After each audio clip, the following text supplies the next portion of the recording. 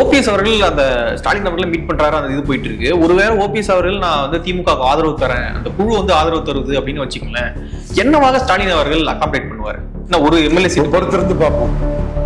இல்ல ஃபியூச்சரே இல்லாத மாதிரி இருக்கு சார் ஓபிஎஸ்க்கு. இனிமே ஃபியூச்சரே இல்ல. அவர் வந்து நான் உரிமை கோர்றேன் அதிமுகன்ற வரைக்கும் ஒரு சரி. நீங்க முடிவெடுத்துட்டு கேள்வி கேட்கறீங்க, இருக்கு நான் என்ன பதில் சொல்றேன்? இல்ல உங்களுடைய பார்வை, நீங்க முடிவெடுத்து ஒரு பார்வையை சொல்றீங்க, என்னோட பேட்டி மூலமா அதை நீங்க மக்களுக்கு சொல்றீங்க, மக்களே முடிவு பண்ணிடுங்க. இல்ல உங்களுடைய பார்வை, நீங்க ஓபிஎஸ் வந்து நீங்க முடிவு எடுத்துக்கிட்டு லீடிங் கொஸ்டினா போடுறீங்க. நீங்க தனியா உங்க வீடியோ போட வேண்டியதை என்கிட்ட கேள்வியா கேட்கறீங்க. உங்க உரிமை, அதை அப்படியே போட்டு.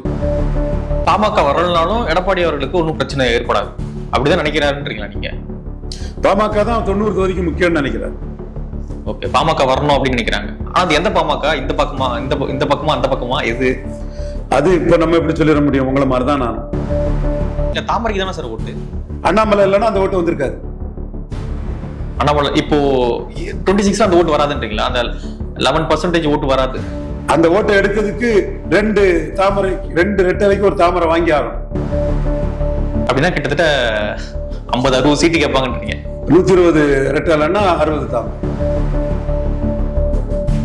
ஏன்னா எடப்பாடிக்கு ஓட்டு டிரான்ஸ்ஃபர் கெப்பாசிட்டியும் சீட் கன்வெர்ட்டிங் கெப்பாசிட்டியும் இல்லை. ஓகே, அவரை நம்பி தேமுதிக எம்எல்ஏ ஆக முடியாது. சோ அவங்க திமுக பக்கம் போக வாய்ப்புகள் தான் பிரகாஷ்.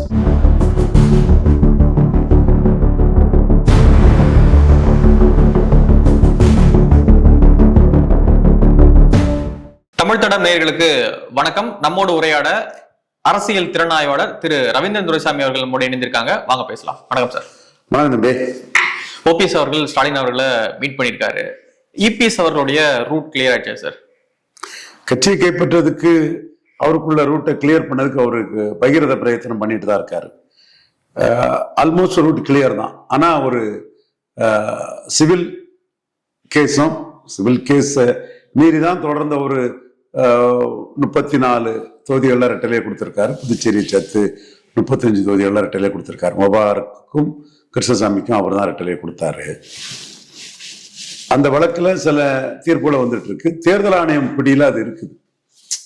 அது இவருக்கு நெகட்டிவா போகக்கூடிய சான்சஸ் குறைவுனாலும் அதை ஒரு பிடிநிலையா வச்சிருக்காங்க. அதனாலதான் 4 வாரத்துல அதை முடிச்சிடணும்னு பார்த்தாரு. கோர்ட்டும் தேர்தல் ஆணையமும் விடமாட்டேங்குது. அந்த ஒண்ணும் தான் ஒரு ரிமோட் சான்ஸா ஓபிஎஸ்க்கு இரட்டை தலைமைன்னு வர்றதுக்கு இருக்குது. அதை பாஜக ஓபிஎஸ்க்காகங்கிறத விட அதையும் காட்டி எடப்பாடி கிட்ட சீட்டு பேரத்துக்காக தான் அதை பயன்படுத்துறாங்க. ஓகே, இப்போ டிடிவி அவர்களும் ஓபிஎஸ் அவர்களும் இணைந்துதான் எடப்பாடி பழனிசாமி அவர்களை எதிர்த்துட்டு இருந்தாங்க. நம்ம 2 பேரும் வந்து பாதிக்கப்பட்டவங்க அப்படின்ற அடிப்படையில் அவங்க 2 பேரும் இணைந்துதான் இபிஎஸ் அவர்களை எதிர்த்தாங்க.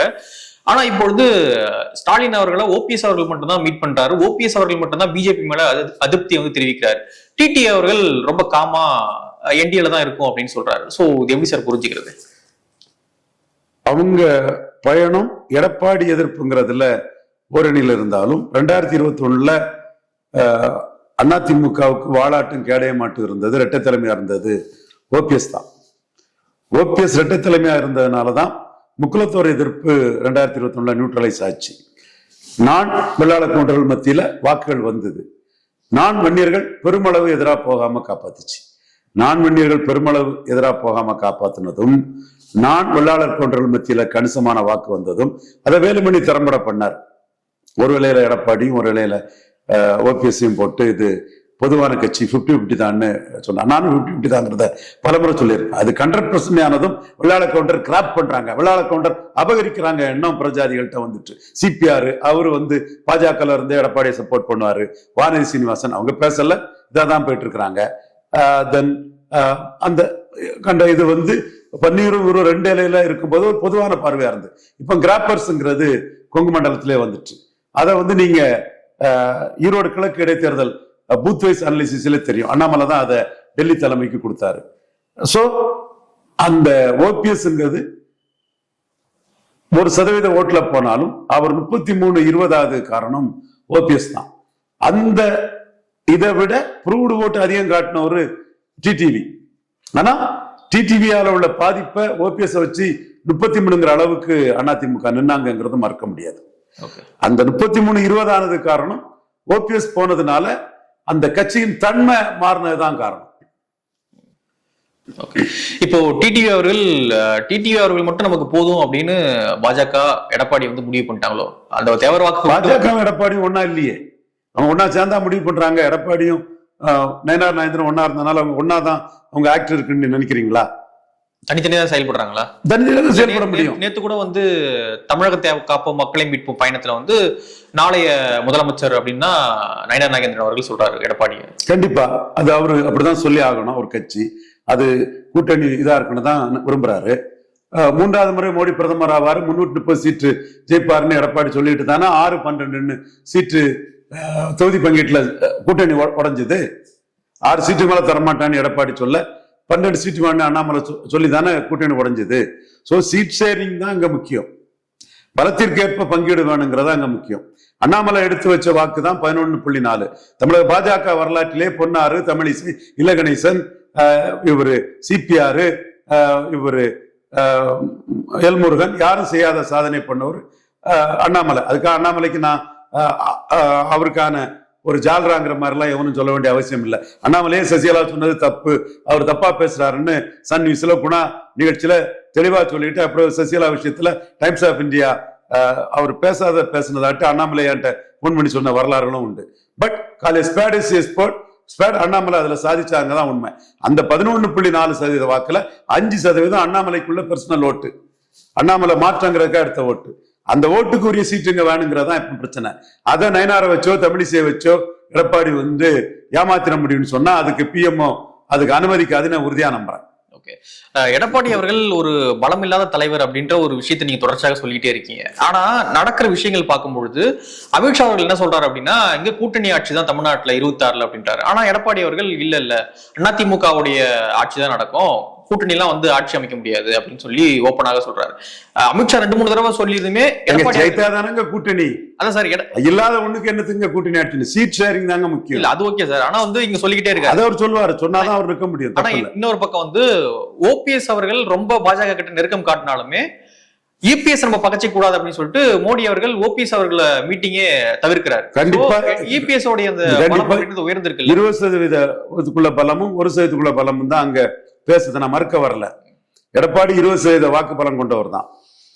ஓபிஎஸ் 1% வாக்கு பலம் தான் நிரூபிச்சிருக்கிறார். நிரூபிச்ச வாக்களை தான் சொல்றேன். இமேஜ் 13% லாஸ்ங்கிறது இன்னொரு ஆஸ்பெக்ட். நீங்க சொல்லதை நான் மறுக்கல. ஆனா சந்தித்ததுல எடப்பாடி வரவேற்றாருன்னு கூட பிரைம் மினிஸ்டர் ட்வீட் போடலையே, அதுவும் ஒரு இது தொங்கல்ல தானே நிற்குது. பிரைம் மினிஸ்டர் வந்து தன்னை வரவேற்ற டிக்னிட்டரிஸ் போட்டு இவரு தங்கந்தன்னரசு, எடப்பாடி, வேலுமணி, வாசன் 4 படத்தை தானே போட்டிருக்காரு. முன்னாள் முதல்வர், இந்நாள் எதிர்கட்சி தலைவர், என்டிஏ கூட்டணியின் தலைவர் எடப்பாடி வந்து வரவேற்றாருங்கிறத மோடி கொடுக்கலையே. அப்போ ஆனா ஓபிஎஸ் சந்திக்க வாய்ப்பு கொடுக்கலையே. சோ அப்போ வந்து இபிஎஸ் கோவப்படுத்திட கூடாதுன்றது ரொம்ப தெளிவா இருக்குது இல்ல பிஜேபி. ஓபிஎஸ் சந்திக்க வாய்ப்பு கொடுக்கிறது, இபிஎஸ் கோவப்படுத்த கூடாதுன்னு சொன்னா இபிஎஸ் வரவேற்றாருன்னு ஒரு வார்த்தை போட்டிருக்கலாமே. போட்டோ இருந்தது இல்ல, ரிலீஸ் பண்ண போட்டோ தானே இருந்தது, வார்த்தை இல்ல. போட்டோ தானே இருந்தது, வார்த்தை இல்ல. சரி, வார்த்தை நாளைக்கு வராது நான் சொல்ல வரல. 19.4க்கு 11.4ன்னு சீட் ஷேரிங் முடிஞ்சு 2 ரெட்டலைக்கு ஒரு தாமரானா வார்த்தை வரும். அதுல ஏமாத்திர முடியாது எடப்பாடி பழனிசாமியால. அதனாலதான் ஃபாரின் டெலிகேஷனுக்கு கரிமனை தான் அனுப்பி வச்சாங்க. மெம்பரா தான் கெஞ்சி கூத்தாடி தம்பி துறை வாங்கினார். இதுக்கு பாஜக காரங்க என்ன சொல்றாங்க? பாஜக எல்லாத்தையும் கேட்கல, பாஜக உள்ள எடப்பாடி ஆதரவாளர்கள் என்ன சொல்றாங்க? ராஜ்நாத் சிங் கலைஞர் நினைவிடத்துக்கு வந்தாரு. ஏன் 22 எம்பி முக ஸ்டாலின் இருக்குது, 29 வரை பிஎம்ஓவுக்கும் திமுக ரிலேஷன்ஷிப் இப்படித்தான் போகும், 29 வரை. அதை தாண்டி ஒரு ஃபைட்டை கொடுக்கணும்னா எடப்பாடி பழனிசாமி ஒரு 10% மேல பாஜக வர்றது மாதிரி ஒரு சீட் ஷேரிங்ல கொடுக்கணும். அண்ணாமலை அதற்கான அரசியலை பண்ணிட்டு இருக்கிறாரு ரகசியமா. சவுத்துல வந்து தேவர்களுடைய வாக்கு வந்து தேவர் சமுதாய வாக்கு ஏடிஎம்கேக்கு இல்ல அப்படின்ற ஒரு பார்வை வந்து நீங்க சொல்லிக்கிட்டே இருக்கீங்க. ஆனா வந்து ராமநாதபுர சமஸ்தான இளைய மன்னர் வந்து நாகேந்திர சேதுபதி வந்து ஏடிஎம்கேல சேர்றாரு. இன்னொரு பக்கம் பாத்தீங்கன்னா நயனார் நாகேந்திரன் அவர்களை தலைவரா போட்டு பிஜேபிக்கு தலைவரா போட்டு ஏடிஎம்கே கூட கூட்டணி அனுப்புறாங்க. இன்னொரு பக்கம் டிடிவி சொல்றாரு நாங்க என்டிஏல தான் இருக்கோம் அப்படின்னு சொல்றாங்க. சோ இதெல்லாம் கணக்கு பண்ணி பார்க்கும்பொழுது ஒரு எலெக்ஷன்ல தேவர் சமுதாய வாக்கு ஈஸியாக என்டிஏக்கு விடும்ல. நான் நாராயணபுரம் சமஸ்தான சேதுபதி கையில தான் எல்லா ஓட்டும் இருக்கு. சேதுபதிக்கு ஒரு மரியாதை இருக்குது. அதே மாதிரி சிவகங்கை சேதுபதி, லட்சுமி பிரியா நாச்சியார் அவங்களுக்கு ஒரு மரியாதை இருக்கு, அவ்வளவுதான்.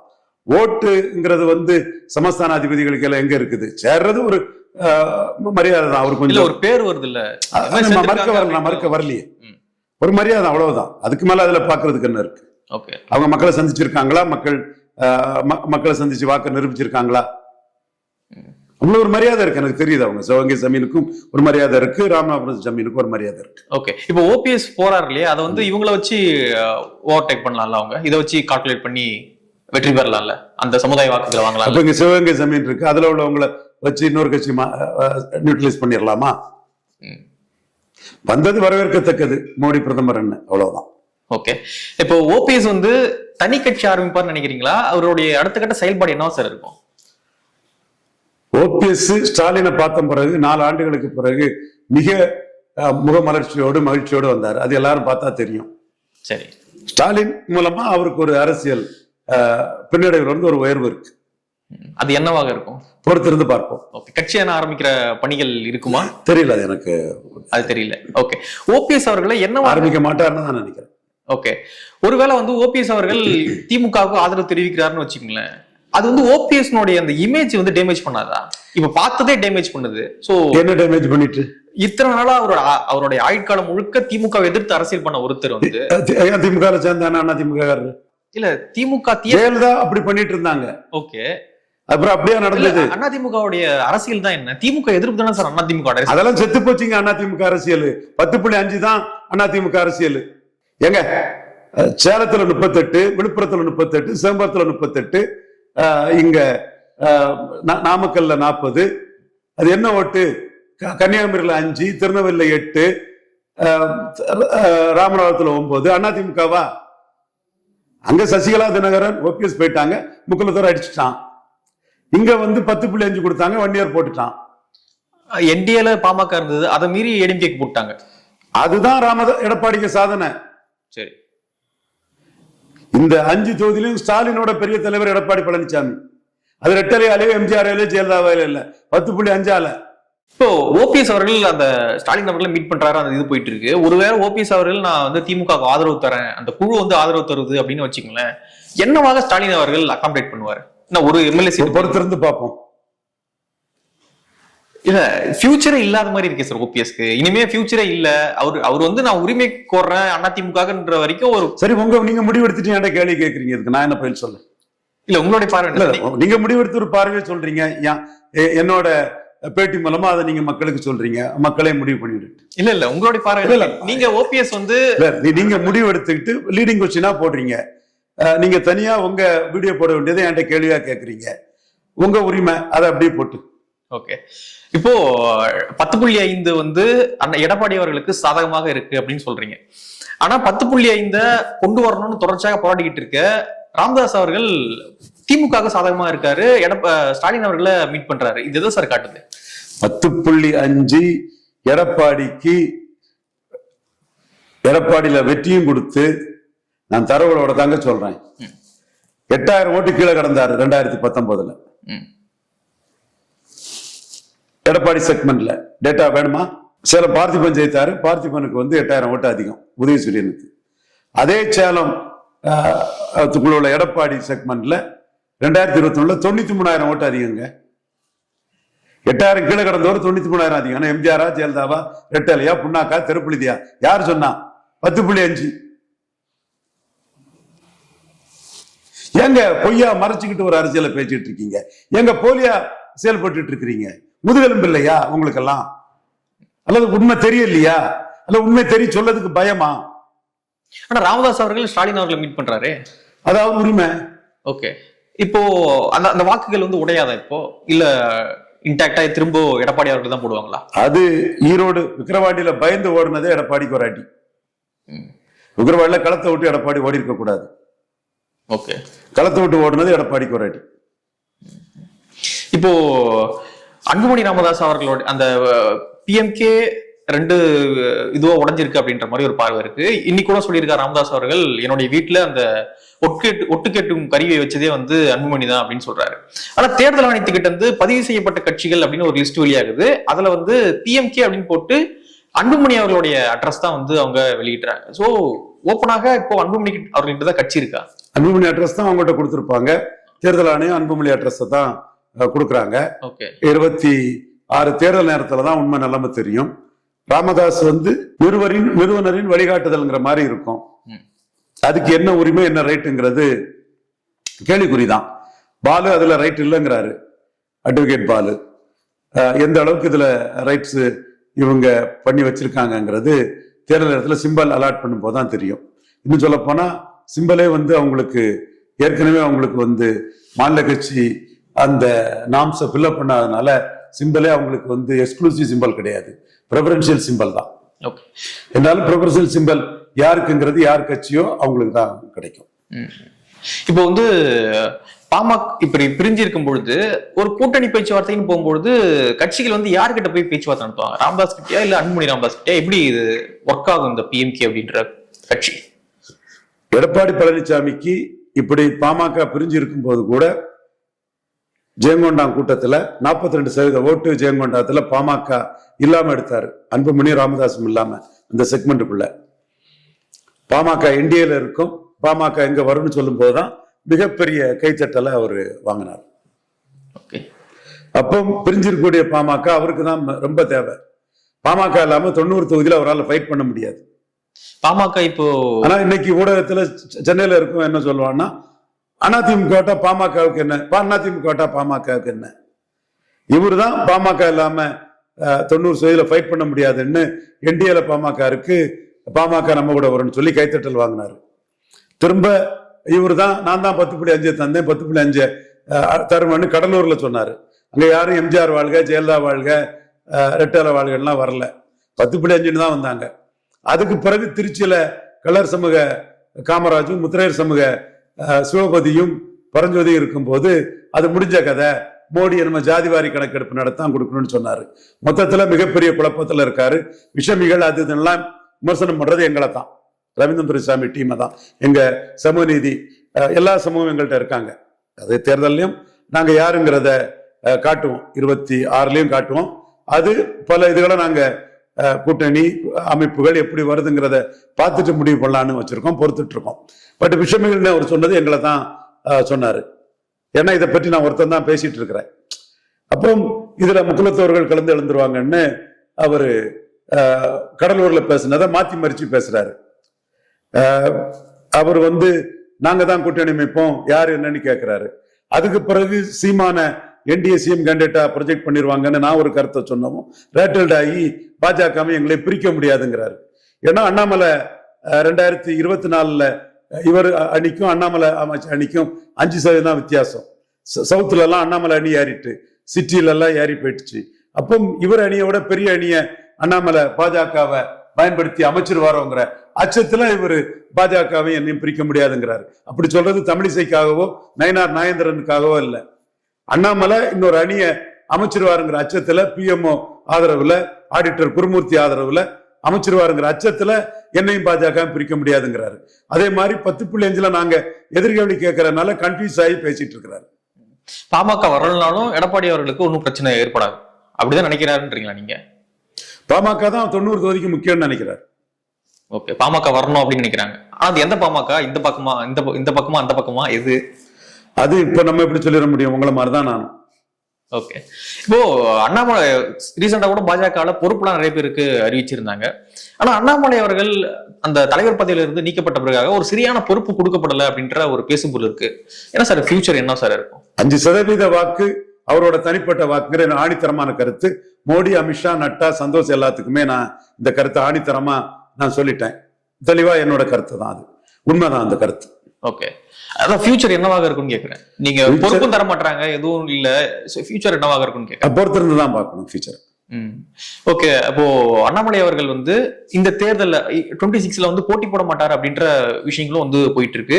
ஏன்னா எடப்பாடி அவர்களுக்கு ஆதரவாக பிரச்சாரம் பண்ணணும், நமக்கு அவருடைய வாக்குகள் வந்து விழணும். சோ இந்த மாதிரியான விஷயங்கள்லாம் வந்து செட் ஆகாது, அதனால நம்ம போட்டி போட வேணாம் அப்படின்ற முடிவு எடுத்திருக்காருன்ற நியூஸ்லாம் வந்துட்டு இருக்கு. இன்னும் அலையன்ஸ் ஷீட் ஷேரிங் முடியலங்க. அண்ணாமலை அவர் எடுத்த 11.4% வாக்குக்கு 2 ரெட்டலைக்கு ஒரு தாமரை சீட்டு வேணும்னு கேட்கிறாருங்க. இது எப்படி முடிவாகுதுன்னு பார்க்கணும். இதுதான் மெயின். இது இல்லைன்னா அலைன்ஸே மாறலாம். சீமானே வந்து கூட்டணியை கடைசி நேரத்தில் சொல்லுவாங்கிறதெல்லாம் என் தலைமையில என்டிஏ வருவாங்கன்னா அதை ஏத்துக்கிடுவாருன்னு ஒரு எதிர்பார்ப்பு இருக்கு.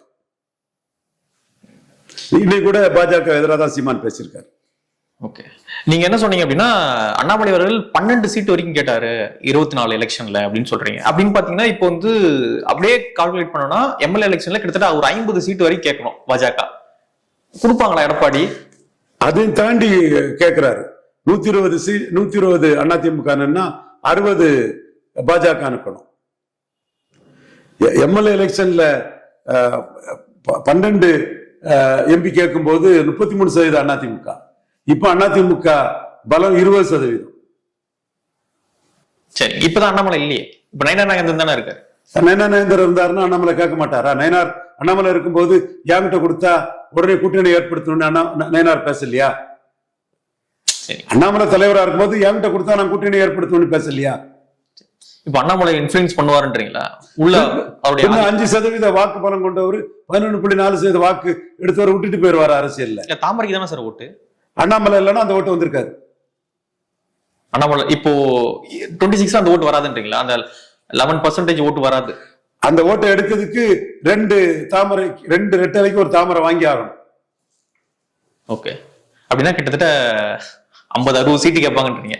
120 ரெட்டலைன்னா 60 தாமரை. ஓகே, இது ஒர்க் ஆகுமா தொண்டர்களிடையே? அதிமுக தொண்டர்கள் இதை ஹாப்பியா பாப்பாங்களா? எப்படி பாக்குறீங்க நீங்க? ஓகே, இதெல்லாம் அதிமுக தொண்டர்கள் தான் பல தொகுதியில் அதிமுக டெபாசிட் இலக்க வச்சுட்டாங்களே. சீமானோட கீழே போயிட்டாரு விளவங்கோட்டுல.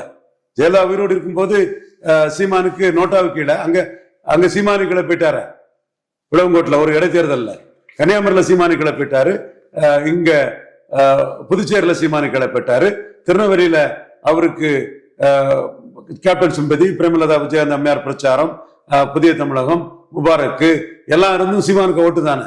அதே மாதிரி ராமநாதபுரத்துலயும் அதானே. அப்ப 3.8% இருந்த சீமான் 8.2 வந்திருக்கிறாரு. இது திமுக இழந்த ஓட்ட சீமான் தான் எடுத்திருக்காரு. இவரால் எடுக்க முடியலையே. ஆனா இப்போ மீண்டும் சீமானோட கீழே போறதுக்கு வாய்ப்பு இருக்கு. சீமான் பிஜேபி வந்திருக்காங்கல்ல, இப்போ சீமான் நிலைப்பாட்டுல தெளிவா இருக்கிறாரு.